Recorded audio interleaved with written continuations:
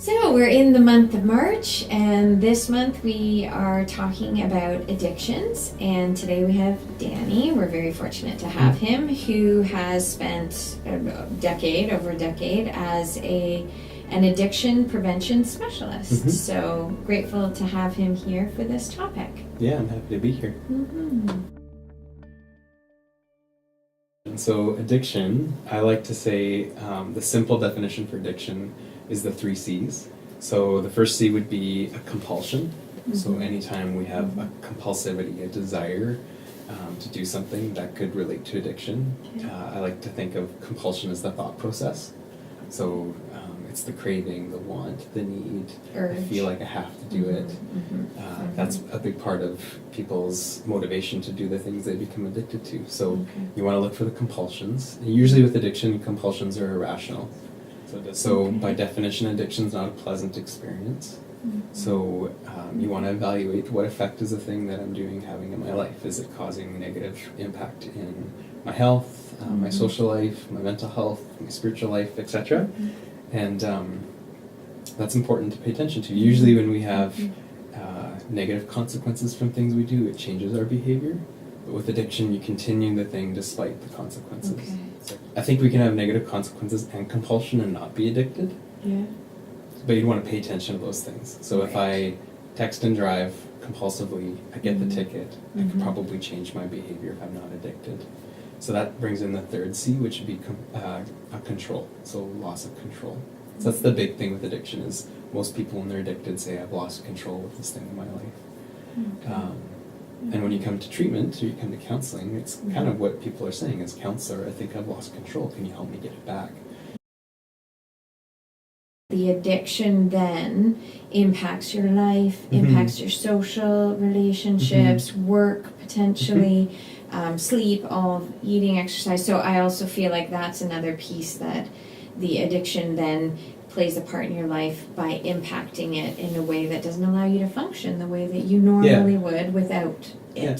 And you think of oftentimes with addiction conversations, especially drugs, we get overly focused, I think, on the physical consequences. Right. But it's important to see our lives holistically, and I like to think of the life areas that we can look at the physical effects in our physical life, but there's also our mental life. How is it affecting our mental health and well-being? There's our social life, like how is it affecting family relationships, peer relationships, school relationships, or people in general. If I'm texting and driving, that's dangerous to strangers, anybody. The spiritual life area, like is it affecting my sense of purpose, motivation? Do I feel ashamed when I do something? That's a big spiritual effect. If you have somebody in your life that you are thinking about who you may be concerned with respect to addiction, there's a doctor in Vancouver called Dr. Gabor Mate who wrote a really good book on addiction called In the Realm of Hungry Ghosts, and one of the phrases Dr. Mate uses is to practice compassionate curiosity. So I really like that as a disposition that we can take towards people we're concerned about is I'm curious because I notice something is going on and I care, so that's what motivates my inquiry.